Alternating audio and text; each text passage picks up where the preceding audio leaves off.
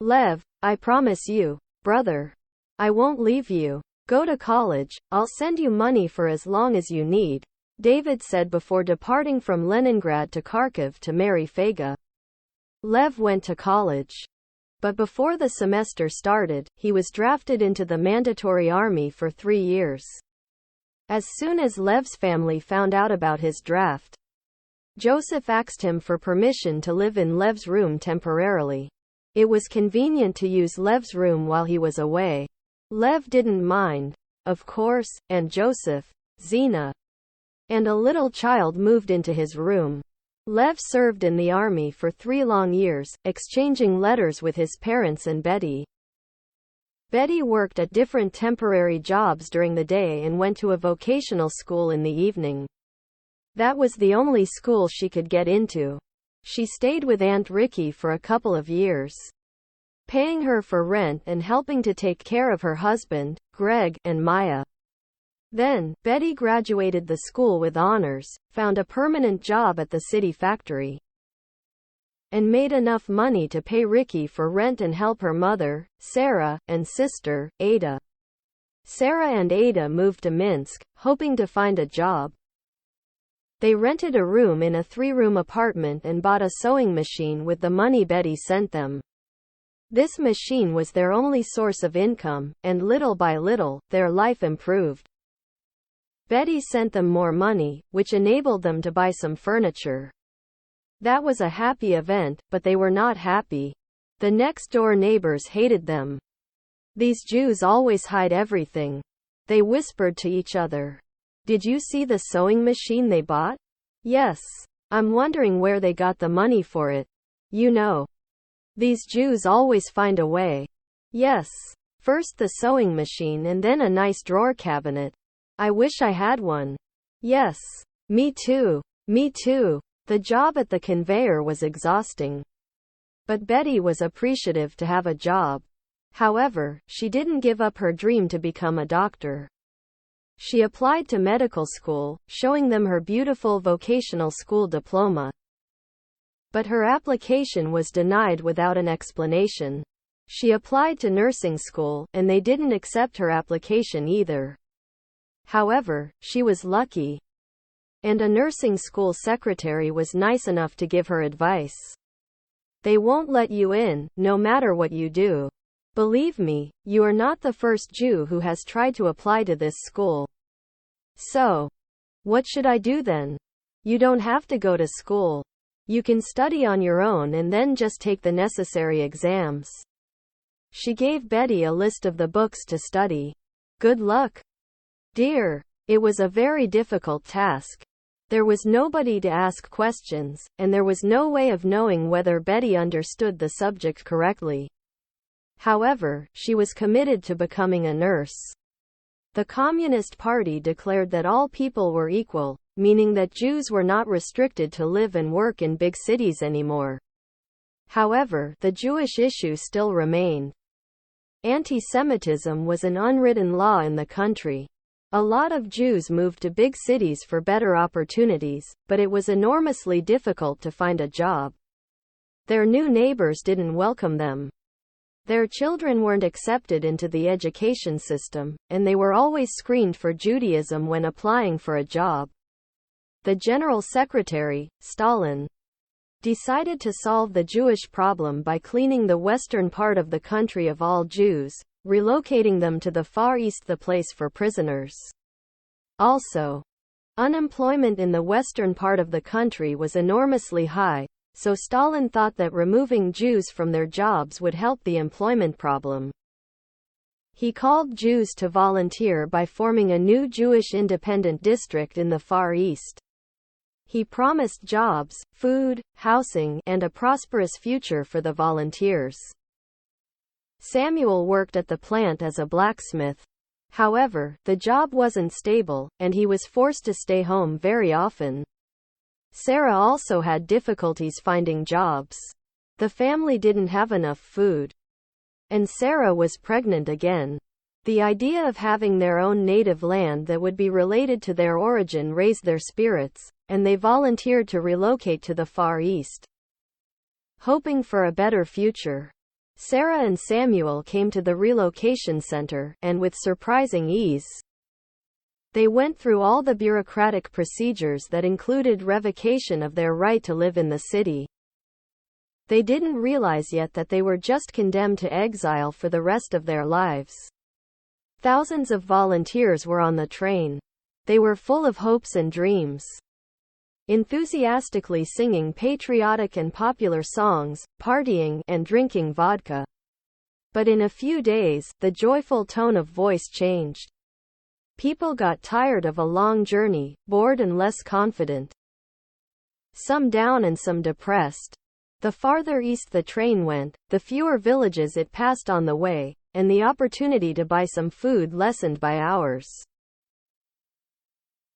The train ran through towns and villages, crossed the Ural Mountains, passed the Baikal Lake, rushed through the Siberian forests, and along the Amur River for 4 long weeks, until it finally arrived to the place called Birobidzhan, the Jewish Autonomous District. That was a very wearing journey. People ran out of food and supplies. Some of them got sick and needed medical doctors' help. The weather was chilly. It was already late fall. Thousands of people got off the train and found themselves in an open field. The train continued the journey, leaving them behind. They had traveled thousands of miles for such a long time, only to be abandoned in the middle of nowhere. They needed to wash off the dust of the long journey and warm up their bodies. But there was no shelter there and no place to go, hide, or settle. There were doctors in sight. There were some small buildings at the distance of a few miles, but the people weren't allowed there because the buildings were prisons and military installations. It was the beginning of an era of promised jobs, food, housing, and a bright future. It was devastating. In a few days, a train came by, bringing potatoes, bread, and oil for survivors. But the amount of food was not enough for everybody. Therefore, it was expected that many people would die. The climate in the Far East was extremely severe. The temperature rose to 45 degrees Celsius during the summer and dropped to 50 degrees below zero during the winter. Since summer was usually short, the agricultural industry was unable to thrive there.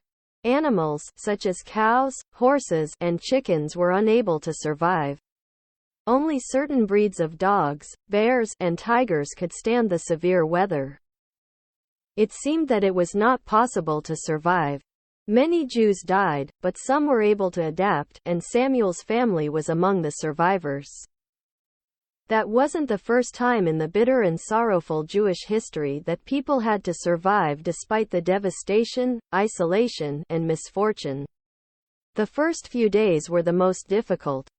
The men gathered together to dig mud huts, but then they learned that it was impossible because the ground was already frozen. To warm themselves up, they picked wood from the nearby forest and made a fire. Then, they chopped down timber and built temporary sheds that were later made into barracks. People hunted. And it was easy because this forest hadn't known a hunter before. They fished, which was easy because the beautiful Bura River nearby was filled with fish. Bura was home for the sturgeon fish. And soon, people learned how to preserve the fish eggs with salt, making caviar, which became their main course year-round. Within a few months, Birobidzhan turned into a town. The place was unrecognizable. The life that at first seemed impossible became bearable. New houses and several shops materialized from nothing. A big vessel was built in which newly caught fish was prepared. Samuel became very popular because he made a blacksmith workshop making iron and steel tools, grills, railings, furniture, agricultural and cooking instruments, and occasionally he made horseshoes that he nailed onto the horses. Sarah was a dressmaker, and Daniel took care of his newborn sister, Ina. At first, the family lived in a barrack, with everybody else, but later, they built a small one-roomed log house and felt that it was their castle. Life was so cruel and hard that the young couple felt very lucky to have a house of their own. They thought that the decision they'd made to relocate to the Far East was the only right decision. And perhaps it was. They lived their lives, meeting one unexpected challenge after another. They never complained, though, for they were happy for what they had. Sarah and Samuel lived in a different part of the country, which seemed like a different planet, and they missed their brothers and sisters terribly. They exchanged letters. And as soon as they were able to help, they sent them packages with homemade caviar. "Dear Sarah," Aaron replied to his sister, "I thank you for writing me a letter. I miss you too very much. Thank you for the caviar. I never tasted it before, but Anna did, when she cooked for her boss's party. I keep it safe for a special occasion. It's good to know that your kids are growing. And you have enough food for them and that your house is warm. Wow, you have a house. Our little daughter, Leah, is growing quickly too. She's already 3 years old.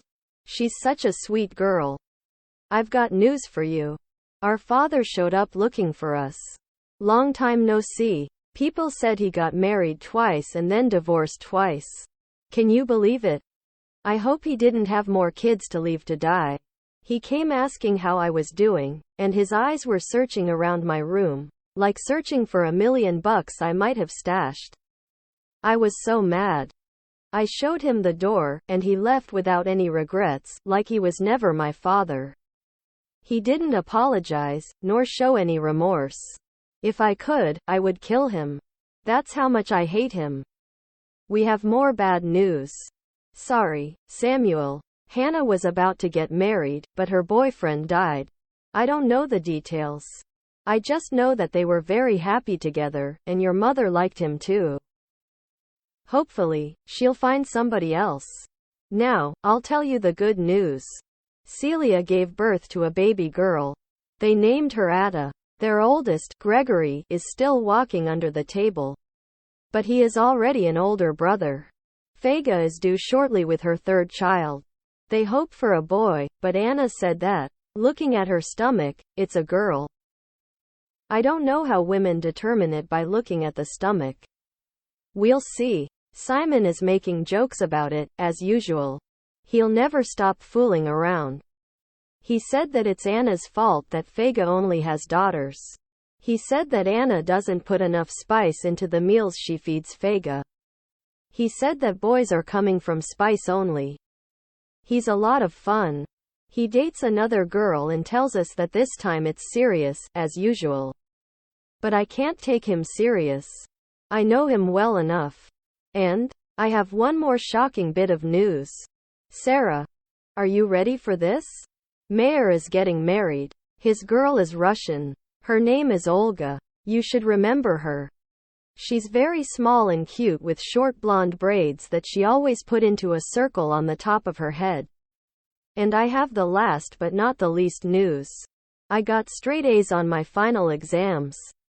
I applied to the pilot school, but they didn't accept me. They made up some stupid excuse, saying that it's not my specialty. I showed them that I'm an aircraft mechanic and worked in the city airport. What could be better than this? They said that they checked on my credibility, and even though my expertise was above their expectations, they couldn't say the same about my trustworthiness. I asked them what I did wrong to not be trusted, and they just dismissed me. There is no place for us in this country, Sarah. We're condemned to live a pitiful life, with no way out. Aaron. In the spring of 1938, Sarah, Daniel, and Samuel planted cabbage in pots. They had never grown anything in their life and looked forward to this challenge, hoping for success. The pots were standing everywhere in their small house. Several times a day, Daniel and Sarah checked if there were any sprouts. The first sprout made them very happy. It was a sign that the next winter wouldn't be starving. The family waited for the first warm day to plant the cabbage in the ground. The fields were still covered with snow. But the ice on the Bura River had already cracked, meaning that the warm weather was coming. The first warm rays of sunlight woke the family up much earlier than usual, and they spent the entire day planting the sprouts into the clay ground in their backyard. They shoveled and dug with their bare hands, not paying attention to the pain in their fingers caused by the still frozen ground. They didn't have much time. In 2 months, the ground would freeze again. So whatever they grew during that period would be their food for the rest of the year. They prayed for good weather, and it was good. The cabbage grew very slowly, but the little green heads were promising, making the family happy. Daniel and Samuel also collected wood from the forest for the winter to keep the house warm. Sarah was very proud of her men. 2 weeks passed. A strange noise awoke Sarah in the middle of the night. She got out of her bed and found herself standing in 2 inches of ice-cold water that covered the floor. The Burra River had overflowed. "Samuel!" Sarah yelled. "Get up! It's a flood!" Samuel and Daniel jumped off their beds and ran into the backyard to rescue the cabbage, their livelihood. They removed it from the freezing water and placed it on their beds, tables, and shelves, any dry places they could find. In a couple of hours, the water receded, and the family planted the cabbage back to the clay ground. This summer was not merciful to them, but winter could be even worse.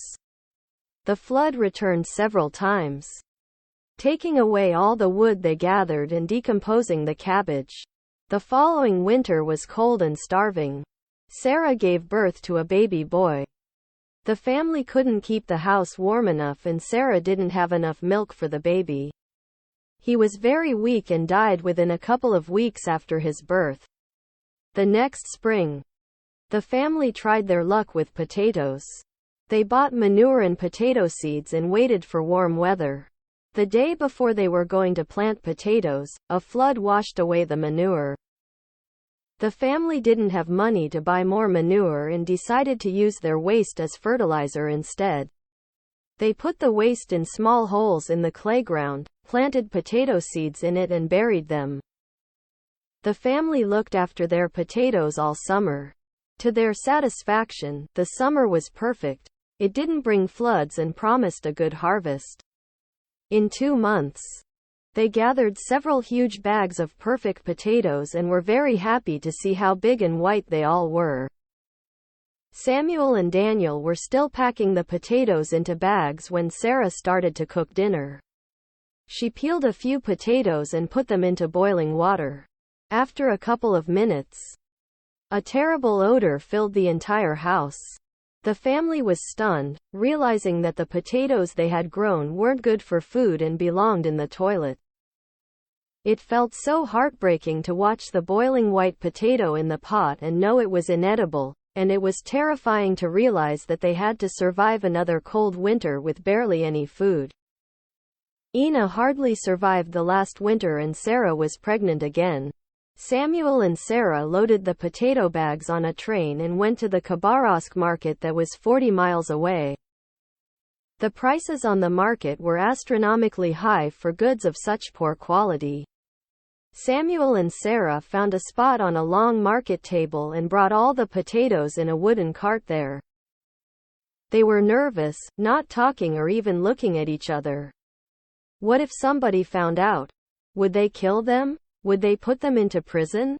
Sarah cut a snow-white potato in half, put it on the table, and placed a price tag next to it.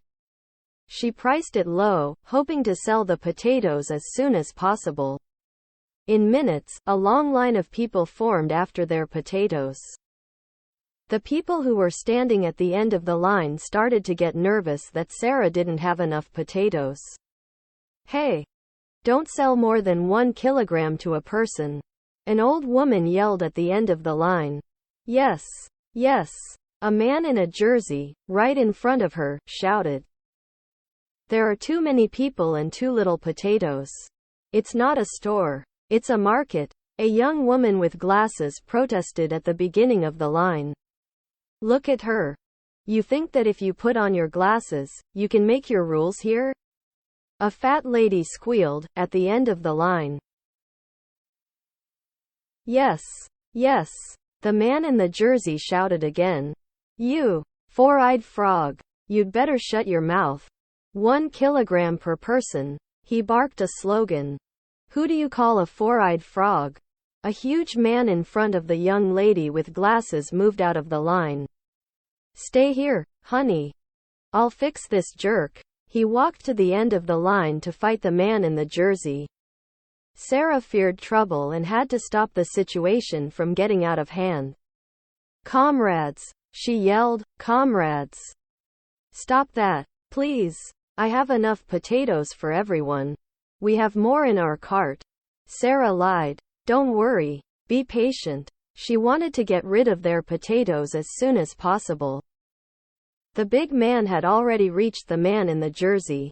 Comrade, Sarah yelled again. If you don't leave him alone, you won't get any potatoes. The man's hand was already charging toward the face of the man in the jersey, but it froze in midair. Today is your lucky day, punk. And he came back to his original place in the line. The people were standing in silence, and the line grew bigger and bigger. In a couple of hours, all the potatoes were sold. The crowd got nervous. Do you have more potatoes? Yes, we do. Sarah lied. She said she had more. Are you sure? What if she doesn't? Of course she does. I heard her saying it. God. It's so exhausting to stay here in this line for so long. If they don't have any more potatoes, I'm going to. Comrades, we'll be back, Sarah announced. The crowd waited for the next hour, cursing and hoping to get some potatoes. They had no idea how lucky they were that they didn't get a chance to buy any. Sarah and Samuel made enough money at the market to buy food for the rest of the year, and even a cow. During the winter, they kept the cow inside the house. The house was very small, but warm. The cow smelled bad, but it supplied them with milk. Life was good, and the letters from Sarah's sister made it even better. Hello, my dear Sarah. I miss you so much. Time flies so fast and children are growing up so fast. It seems like yesterday I told you about my first kiss, and today, my third daughter already took the first step. Yes. Alexandra started walking 2 days ago. She is so adorable. Aaron and Anna visit us sometimes with their kids.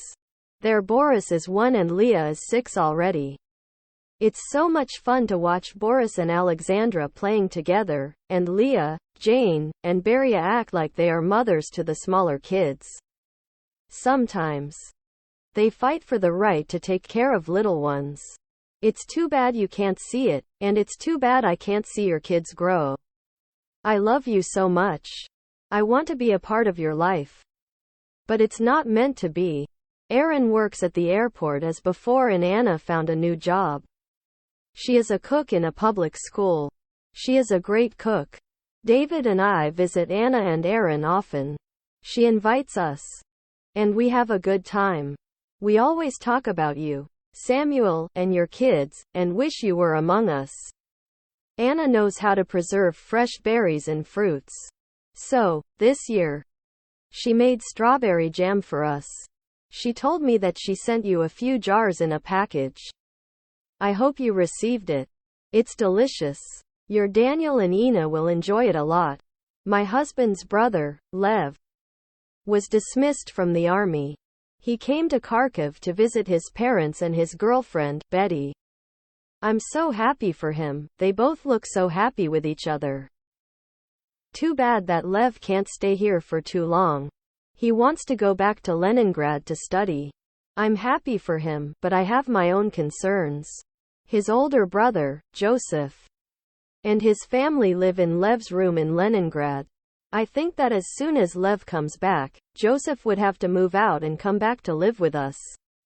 There are 3 people in Joseph's family, plus 5 of my family and plus parents with Yalta. It's going to be very hard for 11 people to live in this tiny apartment, especially with Zina bossing everybody around. I'd rather live with Lev and Betty than with Zina, but I'm not the one who makes a decision. Betty is such a nice girl. There is some glow coming from her. I can't even explain what it is. Lev is a lucky guy to have her. I love you, sis, and wait for your letter. Kisses, Faga. Lev returned to his own place. Joseph and Zena greeted him with happiness and worry. They had lived in his room for 3 years already, and the prospect of moving back to their parents' crowded apartment troubled them badly. However, the thought of showing his brother and his family the door had never crossed Lev's mind. So, they lived together, as if they had lived like this their entire lives. Zena was a big and noisy woman, always behaving as if she was in charge. She considered herself a very lucky woman and wished the same for her sister, Rita. Rita is a very good girl for you, she told Lev about her plans. She is very pretty, smart. And if you like these kinds of bags, she laughed, shaking her huge breasts, then you've got it, babe. Lev didn't reply. Rita visited her sister and spent a couple of days with the family. But Lev didn't pay any special attention to her. He's just a little shy. Zena tried to explain his behavior. Hello, my dear girl. Lev wrote to Betty. I miss you so much. I can't wait to see you again. Talisman. I dream of covering you with kisses, touching your face, wrapping you in my arms, and never letting you go. I can't wait for you to pass your exams and come to me. I'm desperate to see you again. I wish you could come to me sooner. I will love you always. Lev. Hello my dear Lev. You can congratulate me. I passed my finals. I'm a certified surgical nurse. I should be happy, but I'm not. I wish I could come to Leningrad to see you. I know that I promised to come to you, but I can't. I received a letter from my sister, Ada. My dad returned home from Siberia, and he is in a terrible condition. She also wrote that my mom got sick because she worked too hard. She wrote that their condition was so bad that they might die. I couldn't let it happen, so I'm in Minsk now with my family. I found out that they don't have money for firewood. Also, the stove is broken and it's almost winter time. The apartment is cold, so I'm taking care of them now. I found a nursing job at a local hospital. Thank God my specialty is in demand. Let me bring my parents back to life. I promise I'll come to you as soon as I can. I love you. Talisman. However, it wasn't meant to happen. In a couple of months, Lev was drafted into the Finland Winter War of 1939. They thought that the draft would last for a couple of weeks.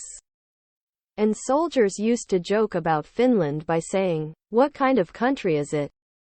With just 3 million people, they felt very strong and confident being citizens of a country with a population of 180 million people. However, the Soviet army was not ready for this war. While Stalin was murdering the most experienced military officers of the country, weakening the Soviet army's strength, Finland was getting ready for the war very seriously.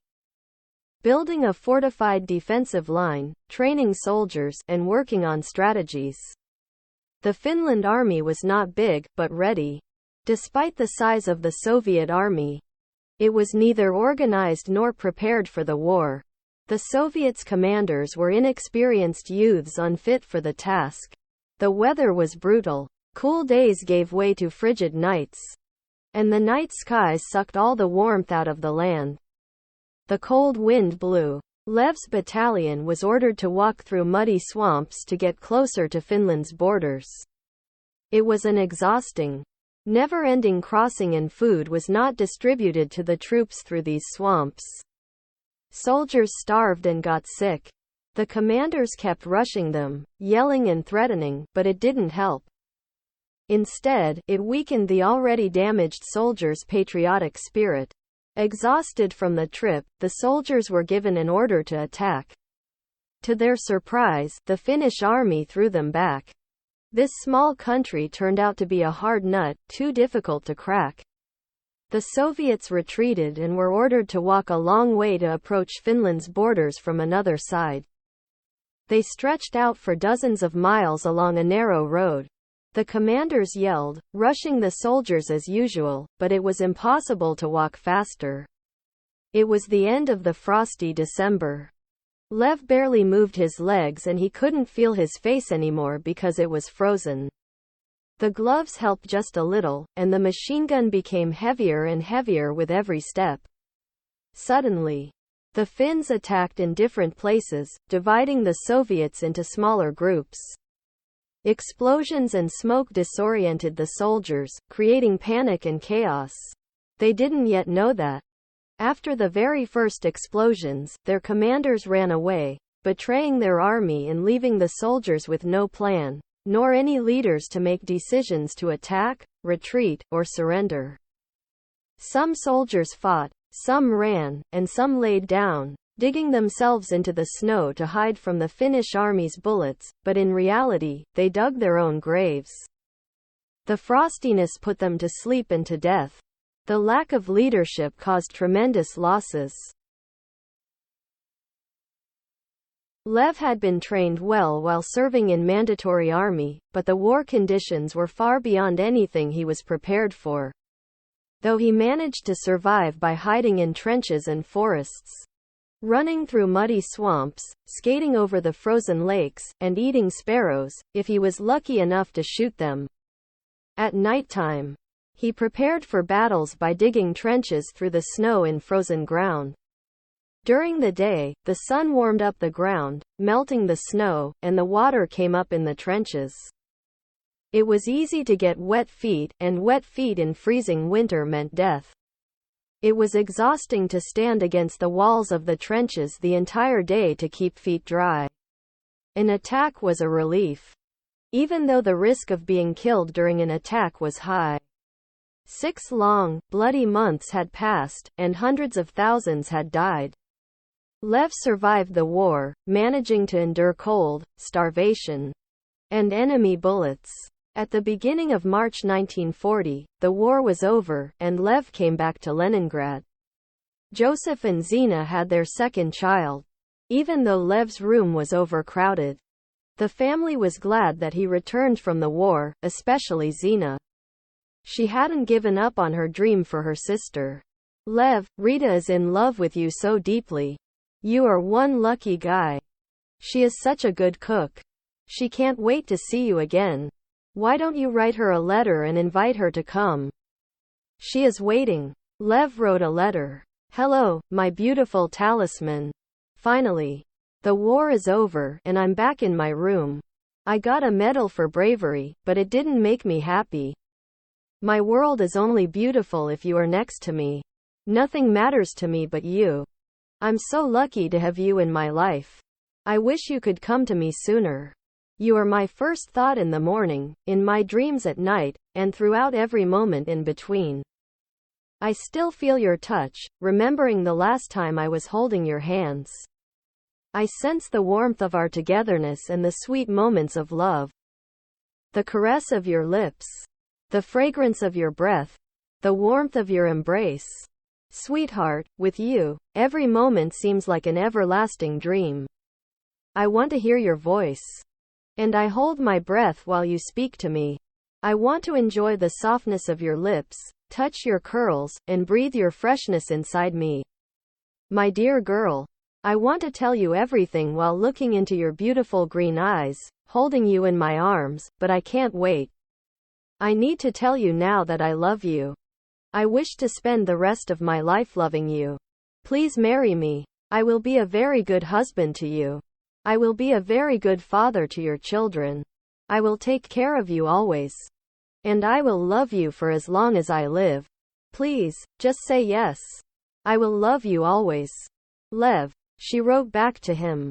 Yes, I'll marry you, my love. Hello, my dear Faga. Sarah wrote in a letter to her sister. I'm so happy for all of you. I wish my kids would grow up together with yours. But instead, they play with neighbors' kids. Of course. It's not the same. I'm sure you'll handle Zena's bad temper, and I know that everything will settle down eventually. Also, I'm happy to tell you that 2 weeks ago we got a new member in the family. It's a boy. We named him Anton. He is a very healthy and happy baby. Ina loves taking care of him, like a little mommy. She is a very sweet girl. My Daniel is a problematic child. Even though he is a good boy, Samuel is trying very hard to teach him something. He takes Daniel to his plant to show him how to be a blacksmith, but Daniel has no interest in it. The only things that interest him are books. He reads all the time. From one side, I know that it's good to read books, but it's not healthy for his eyes, nor his spine. And in any case, what kind of man is he going to be if the only thing he likes to do is reading? Samuel and I are very upset. He is already 14 years old and has no skills whatsoever. But on the other hand, I shouldn't complain. Finally, our life is on order. We have plenty of food for the winter. Samuel and I have jobs. This is my first real job. I'm so happy. I work at a factory as a tailor. I sew children's clothes. It's great to be employed. I took maternity leave for 1 month, but I'll soon be back at the factory. Our house is small, but it's ours. So, nobody will come and live with us, though I would be so happy if you came and visited us sometimes. Or, I hope that someday, I'll have enough money to come and visit you. Say hi to David and his family. You always tell me news about his brother Lev and his fiancée Betty. It feels like his Betty is a part of the family, but they are still not married. Poor girl. Is she going to wait for his graduation for another decade? She is going to be an old maid. I feel so bad for her. I love you, sis. And I miss you so much. Kiss you, David and your girls. Are you going to try for a boy again? Your sister, Sarah. Sarah and Samuel wrote to their relatives quite often, describing all the details of their life. But their loved ones never received bad news from Sarah and Samuel. The Soviet secret agencies read all the letters sent from the Far East and filtered out the ones that described the awfulness of the reality. However, this time, Sarah and Samuel were happy for a glimpse of life, and Samuel wrote to his mother. Hello, my dear mother, I'm happy to write to you about our wonderful life. We are very happy. We have a third child. It's a boy, and his name is Anton. Last year, we had grown a lot of potatoes of good quality, and when we brought it to the market, people got crazy about it. The line for our potato was so big that it started at the market gate. We made very good money and bought a cow. Sarah learned how to milk it. It looks like a simple job, but it's not. The hands that touch the cow have to be gentle and strong at the same time. In other words, milking a cow is a challenge, and Sarah does it very well. She also taught Ina to do so. And Ina loves the cow as if she is her pet. So now Ina helps a lot. We have to milk the cow every day, otherwise, she would stop producing the milk. I hope it would give us a calf the next year. We are working in this direction. Our house is very cozy. What could be better and healthier than to live in a log house? The temperature outside is extreme, but the house keeps us warm. Sarah found a job as a tailor of children's clothing. She is very happy. Daniel is already big. He likes to read. He took it from you. Also, I think he reads too much. I hope it's just a temporary condition. When children become teenagers, they can behave unpredictably. I think it's just an age problem. It will go away eventually. I miss you, Mother. I wish you could visit us. It would be great if you lived with us, and children would know their grandma. We have a lot of friends, but they are not our family. We miss everybody so terribly. Love you. I'm always thinking of you. Your son, Samuel. Riva received letters from Samuel very rarely, and always enjoyed them. What a wonderful life they have there. She thought with delight. Why can't we all move there? My Samuel is such a great example for the entire family. She was under the impression that life in the Far East was beautiful, joyful, and happy. Hello, my dear son. I'm so happy for you. I wish I could say the same about all of my children and myself. My life is still the same miserable and there's nothing I can do about it. My neighbors are unbearable. They live like pigs and rule the house. I still teach in school, but the kids are the same as their parents. They are stupid and dirty. And their speech and attitude is as filthy as their parents. I'd love to live with you and be a part of your family. I miss you so terribly. Ellipsis quote. As soon as I settle, I'll send you a letter. Riva told Hannah as she packed her things. Don't go, Mama. Hannah pleaded. Why not? Riva was surprised. What is bothering you, sweetheart? I don't know. I just don't think you'll be very happy there. Of course I will. Riva replied with delight. You read Samuel's letter, didn't you? Yes, I did, Mama. So, why don't you believe it? I don't know, Mama, but I have a bad feeling about it. I saw a dream. Oh, please stop. Riva smirked. It's always your silly dreams. Mama, why don't you listen to me for once? Please. Okay, I'm listening. Tell me about your dream. You won't be happy there, Mama. I don't know exactly why, but Sarah doesn't like you, Mama. Riva's face turned pale. Hannah noticed it and continued with hope. Also, Mama, you don't like her either. She brings some bad memories to you. Riva raised her eyebrows. Samuel is not as happy as he lets on. He drinks a lot. The cow lives inside their house and it smells with the cow dropping. That's enough. Riva shouted. Why are you doing it, Hannah? Mama, I'm not doing anything. I'm telling you what I saw in my dream. Please, don't go. She embraced her mother into her arms and held for too long. Please, don't go. I'm begging you. Oh, sweetheart. You are just scared to stay all by yourself. Please, don't be scared. I promise you that as soon as I'm settled, I'll let you know, and you'll come to me. And we'll all live together as a big happy family. I promise. These are just dreams because you are upset that I'm leaving you. Mama, please. I swear, my heart, I would never leave you. I love you, darling. And I swear we'll be together again very soon. That was the last time Riva spoke and saw her youngest daughter. She left the room to Hannah and moved to the Far East. Riva hoped for a good relationship with her daughter-in-law, Sarah. She is my best friend's daughter. She tried to convince herself. How could she possibly remember what I said? She was a child. She forgot everything. Also, if she remembers, she should forgive me because I gave her food. I gave her all I could.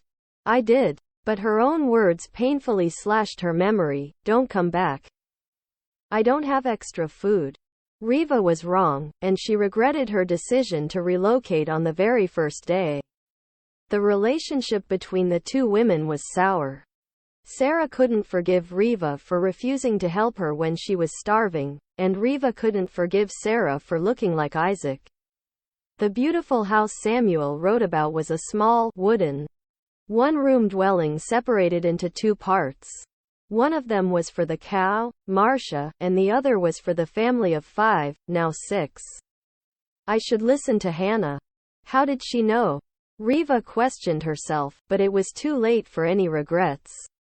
Riva couldn't believe what life did to her son.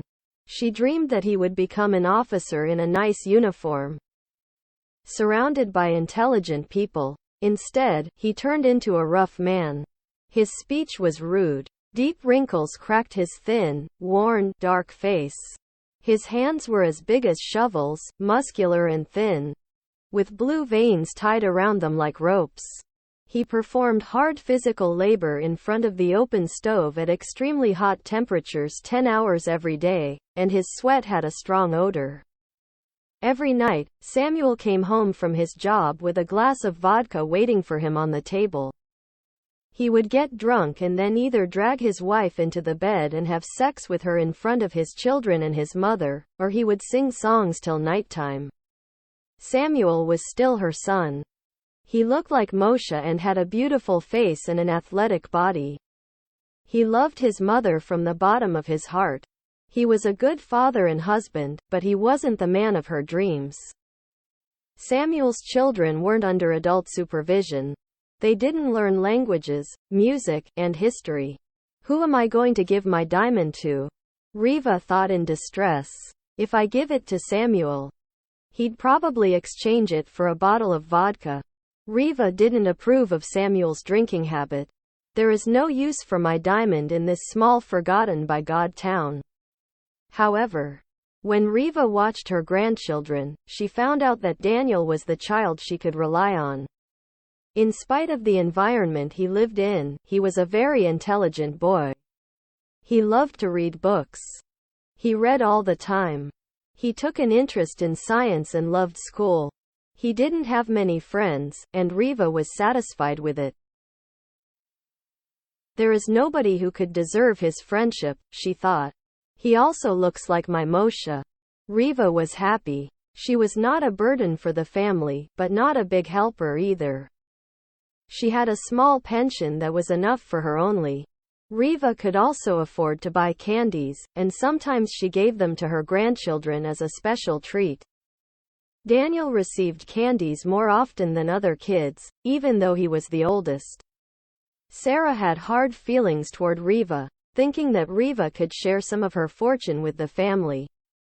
And those candies irritated her even more. If you give candies to Daniel, you should give them to Ina and Anton too. Sarah lectured her mother-in-law. It's just very unfair to them. I will, Reva replied with dominance. If they read as much as Daniel does. She had no intention to change her rules of the prize. Spring arrived to the small town of Birobidzhan with a shiny warm sun, a plentiful river, and a lively forest. People started to prepare themselves for the next winter.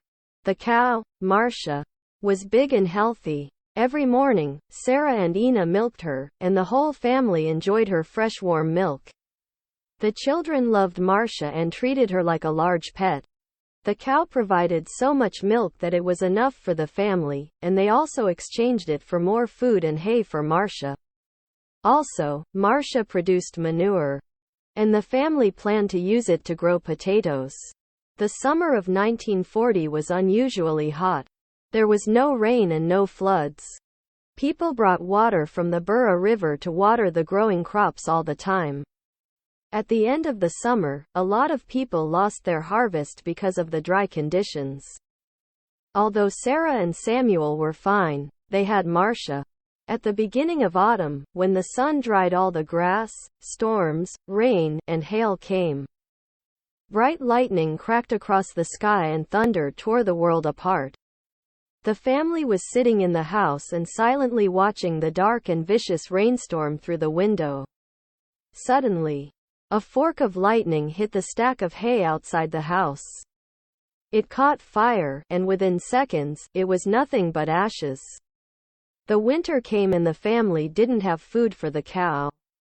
To feed Marcia, Samuel took off thatch from the roof, stripping it little by little. It was enough to keep Marcia alive, but not enough for her to produce milk. Marcia's milk had gone. A few more months went by and Marcia lost a lot of weight. We have to kill her before she dies from starvation, Samuel suggested. We have to wait for just a few more weeks, Samuel. Sarah argued. If she survives, she might give us a calf, and then we'll have more milk from her. A few weeks could last a few months. Sarah, look at our roof. I removed almost all the thatch. Spring will bring rain, and our roof is not going to protect us from the rain. If we kill her now, we would not only have meat but also leather, which we could use to cover the roof. Sam, let's wait. Leather won't go away from us. It's always easy to kill, but when you do this, there is no turnaround. When it's absolutely necessary, we'll do it. I think we still have some hope. The family was starving again. Once a day, Riva gave her grandchildren a candy, and this became a routine. Very often, these candies were the only meal they had for the entire day, so they just waited for that moment, and then kept the candy in their mouths for as long as they could, trying not to suck on it, but instead keep the taste on their tongues for as long as possible. Only God knows how they survived that winter, keeping the cow alive. The spring of 1941 brought rain, and the family found themselves under an open sky. But the ground got green and the family started their usual spring routine, hoping for the best. While Samuel worked at the plant, Sarah, Riva, Daniel, and Ina planted potatoes using Marcia's manure. Anton, Sarah called, "Take Marcia to the field. The grass is big enough."